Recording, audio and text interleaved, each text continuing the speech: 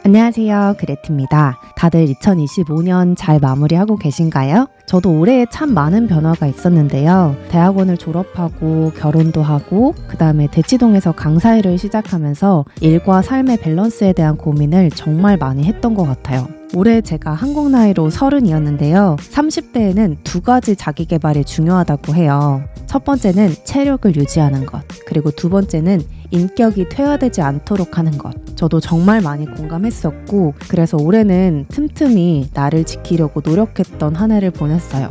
그래서 오늘은 제가 기록해놨던 영상들을 같이 보면서 한 해 동안 절대 놓지 않으려고 노력했던, 스스로를 지켰던 자기 관리들을 보여드리려고 해요. 첫 번째는 실력을 쌓는 데 집중하는 거였어요. 요즘은 SNS로 경험과 지식을 전하면서 가르치고 유명해질 수 있는 시대인데, 어릴 때는 유명하면 다 멋져 보이고 그랬거든요. 근데 20대 후반부터는 그래서 이 사람 뭐 하는 사람인데? 실제로 그 분야에서 오랜 시간 쌓은 전문성이 있어? 이렇게 질문이 떠오르게 되더라고요. 그래서 점점 본업에 충실한 사람이 대단하고 멋있어 보이는 것 같아요. 자연스럽게 저도 내가 본질을 단단하게 다져야겠다는 생각을 하게 됐어요. 평소에 매일 학원과 집만 반복하다 보니까 좀 답답하더라고요. 그래서 이날은 주말에 제가 좋아하는 카페에 가서 케이크랑 커피로 소소한 힐링을 즐기면서 일을 했어요. 겨울방학 특강을 준비하고 있는데요. 이번 특강이 개인적으로 되게 의미가 있었어요. 제가 대학생 때부터 4년 정도 영어 독서 학원에서 학생들 가르치는 일을 했었는데, 그때마다 아쉬운 게 한 가지 있었어요. 영어 독서 학원이라는 게 학생들이 영어를 잘할 수 있도록 하는데 목적이 있다 보니까 목적은 영어 학습이고 그걸 돕는 도구가 원서가 되는 경우가 많았어요. 근데 저는 한편으로는 학생들이 읽는 원서 안에 참 깊은 의미가 담겨 있는데 책에 담긴 내용과 의미에 대해서는 생각하지 못하고 단순히 영어 단어를 얼마나 많이 아는지, 리딩이랑 리스닝을 잘하는지에 포커스를 두게 되는 게 조금 많이 아쉬웠어요. 그렇게 접근을 하니까 나중에는 독서를 숙제처럼 재미없는 것처럼 여기는 것 같기도 했고요. 원서의 표현과 함께 보면서 사고력을 한 단계 확장하면 좋겠다고 생각했었는데, 제 경력을 살려서 두 가지 언어를 함께 보는 독서논술 특강을 기획해보면 좋겠다고 제안을 주셨어요. 영어 학습에만 집중된 원서 읽기가 아니라 진짜 원서 읽기를 하고 싶었고, 국어와 영어 둘 다 언어적인 아름다움을 느끼면서 생각의 지평을 넓히는 수업을 하고 싶었는데, 교육자로서 이전에 영어 독서 학원에서의 경력을 접목할 방법이 없을까, 이 두 가지 교육이 결국에는 따로 가는 루트인 걸까 고민이 많았었는데, 결국에는 이렇게 융합이 되니까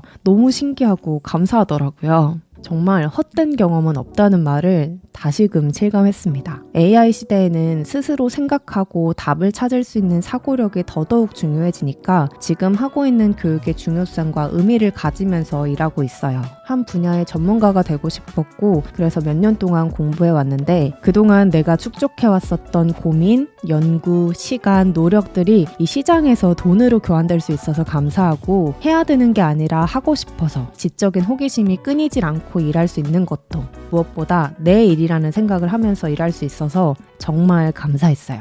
두 번째는 운동. 솔직히 말하면 저는 운동을 꾸준히 하는 사람은 아니었어요. 기분 좋을 때만 하고 바쁘면 넘어가고 나중에 좀 시간 괜찮아지면 이러면서 자꾸 미루고 그랬거든요. 예전에는 새벽 4시까지 밤새서 공부하는 게 가능했었는데 이제는 젊음으로 버티는 게 안 되더라고요.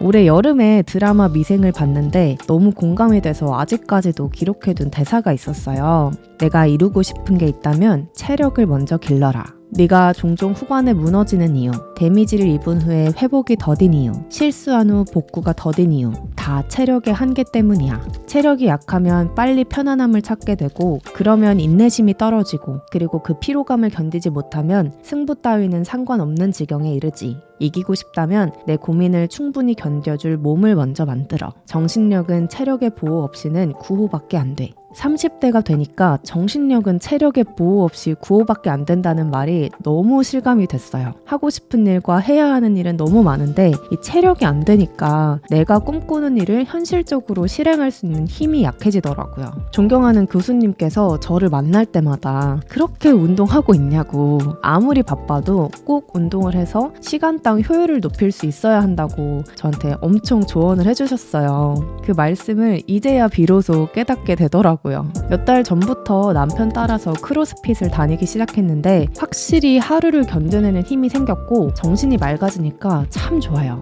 최근에 근육이 1kg 늘었거든요. 알아보니까 노후에 근육 1kg는 병원비 1,500만 원을 아껴주는 효과가 있대요. 그래서 지금 1,500만 원 벌었다 이렇게 생각하면서 재미를 붙이고 있어요. 근육 좀 더 붙이려고 열심히 먹어서 요즘 살이 좀 오르긴 했지만 체력이 생기니까 일을 대하는 태도도 달라지고 주변 사람들에게 더 다정해진 제가 좋더라고요. 체력이 없으면 선택지가 줄어든다는 말이 이제는 정말 와닿아요. 예전에 저였다면 지금 하고 있는 이 일들을 이렇게 오래 붙잡고 있지 못했을 것 같아요. 그래서 내년 5월에 하이록스 대회를 나가는데 그때까지 근육도 더 길러보려고 합니다. 세 번째는 독서인데요. 아무래도 수업을 준비하면서 책은 정말 많이 읽어요. 그런데 수업을 위한 독서는 늘 목적이 있잖아요. 이걸 어떻게 가르칠지, 어떤 질문을 던질지. 그래서 수업 연구하는 데 바빠서 일 시작하고 초반에는 나를 위한 독서가 거의 없었던 것 같아요. 그런데 이게 계속 인풋 대비 아웃풋이 너무 많다 보니까 내가 자꾸 소비되는 느낌이 강해서 2개월 정도 전부터는 목적 없는 독서 시간을 꼭 마련하려고 했어요. 이날은 주말 아침에 늦지막히 일어나서 책을 읽었는데요. Secrets of the Sacred Place라는 신앙서적이에요. 캐나다에 있는 친구가 한국에 왔을 때 선물해줬는데 친구가 읽으면서 밑줄 치고 메모했던 게 그대로 남아있어서 그것까지 같이 읽는 재미가 좀 쏠쏠했어요. 그리고 가장 최근에는 최애 작가의 신작을 읽었습니다. 문유석 작가의 나로 살 결심인데요. 판사라는 첫 번째 삶을 마무리하고 드라마 작가로 인생의 이막을 열면서 써내려간 에세이예요. 제가 문유석 작가 책을 여러 권 영상에서 소개하고 그 작가님을 샤라웃해서인지 문학동네 출판사에서 선물로 신작을 보내주셨어요. 예전에 은퇴하셨다는 소식을 듣고 리드셀렉트였나? 거기서 글 연재하시는 것도 제가 챙겨서 봤을 정도로 팬인데 여러 번 고백하면 이렇게 좋아하는 작가님 책을 선물로 받을 수 있구나 감사하면서 읽었습니다. 주로 SNS에 있는 퇴사 후 프리랜서, 좋아하는 일로 먹고 사는 법 이런 이야기는 주로 젊은 사람들이 해주는 경우를 많이 봤는데 이건 50대 가장이 써서 그런지 확실히 연륜이 느껴졌던 것 같아요. 나만의 취향을 다지고 이걸로 커리어를 확장하고 싶으신 분들 아니면 그냥 피식피식 웃으면서 에세이 읽고 싶다 하시는 분들께 한 번쯤 권해드리고 싶어요. 네 번째는 관계에 대한 지혜를 쌓으려고 꽤 많이 노력했어요. 연애를 오래 했어도 같이 사는 건 전혀 다른 이야기더라고요. 저는 NF, 남편은 ST로 너무 다른 건 알았지만 결혼하고 처음 몇 달은 이 서로의 다름을 날 것으로 마주하면서 당황하기도 하고 갈등도 있었는데요. 어쩌면 그 갈등 덕분에 연애할 때 이상으로 더 깊은 신뢰와 애착을 쌓을 수 있게 되었어요. 저희는 단 둘이지만 일주일에 한 번 가족회의를 하고 있어요. 아이패드나 노트북을 켜놓고 함께 의논해야 하는 일들은 진짜 업무 미팅 하듯이 진지하게 회의를 합니다. 재정관리나 가사 상황도 다 이야기를 하고 있고 개인이나 공동 일정들도 같이 스케줄링하고 있어요. 이렇게 가정 경영에 대한 현실적인 대화를 나누고 마지막에는 한 주 동안 서로에게 고마웠던 거를 얘기를 하면서 훈훈하게 마무리를 합니다. 이 시간을 갖고 나니까 서로 더 듣게 되고 조율하는 연습이 잘 되더라고요. 당장 해결될 수 없는 안건은 이런 거는 좀 알아본 다음에 다음 주 회의 때 얘기해보자. 아니면 이날 회의 때까지 좀 알아보자. 이런 식으로 넘길 수 있으니까 조급하거나 불안한 일도 줄어들더라고요. 그래서 저는 나중에 친구들이나 지인들이 결혼하면 꼭 가족회의 추천하고 싶어요. 이날은 주말 저녁에 모처럼 시간 내서 분위기 좋은 식당에서 밥 먹자고 해서 동네에 새로 생긴 레스토랑에서 식사했어요. 집에서도 이야기할 수 있지만 뭔가 새로운 장소에 가니까 서로 요즘 어떤 상태인지 일상에 치여서 못했던 속 깊은 이야기도 하게 되고 소개팅하는 사람들 보면서 애프터 유머도 추측해보는 그런 즐거운 데이트를 했어요. 5번째는 경제 공부. 예전에는 돈 이야기가 터부시되고 그랬으니까 수익을 높이고 자산을 늘리는 이야기를 하기가 조금 부끄러웠던 것 같아요. 그런데 오히려 그런 마인드가 자본주의 사회에서는 독이 되더라고요. 내가 기여한 거에 대해서 정당하게 보상을 받으면서 수익을 높이고 풍족한 의식주를 누리려는 마음은 누구에게나 있는 솔직한 마음이잖아요. 저도 일을 시작하고 또 결혼을 하면서 의식주에 대한 현실 감각이 점점 커져서인지 돈 공부를 차근차근 하기 시작했어요. 이 책은 책꽂이에 남편이 읽던 책으로 꽂혀있던 책인데 지난주 가족회의 때 이 책에 대한 내용을 이야기를 하더라고요. 그래서 저도 궁금해져서 읽어보려고 합니다. 어떤 내용인지 저도 알아야 이야기가 통하고 또 같이 계획 세우는데 도움이 될 수 있으니까 읽어보려고 해요. 돈을 올바르게 보고 관리하는 그런 마인드 세팅을 위한 서적들도 공부하듯이 읽었었고요. 이날은 추석 연휴에 할인받아서 구매했었던 부동산 강의를 듣던 날이에요. 사실 바빠서 미루다가 수강 기한이 끝나기 전에 벼락치기로 다 들었었는데 이걸 왜 급하게 들었을까? 천천히 여유롭게 들을 걸, 진작 공부할 걸 싶더라고요. 경제적인 자유는 노후 대비부터 한 뒤에나 가능한 것이다. 노후 대비를 위해서는 투자가 필수라는 거. 그러니까 조급해하지 말고 건강하게 해야 한다는 태도부터 강조하시더라고요. 그래서 돈 공부는 욕심을 키우는 게 아니라 내 욕망을 잘 다듬어가는 과정인 것 같아요. 올해는 경제 공부가 조금 부족했던 것 같아서 아무리 바빠도 내년에는 한 달에 한 권 이상은 읽으려고 하고 있습니다.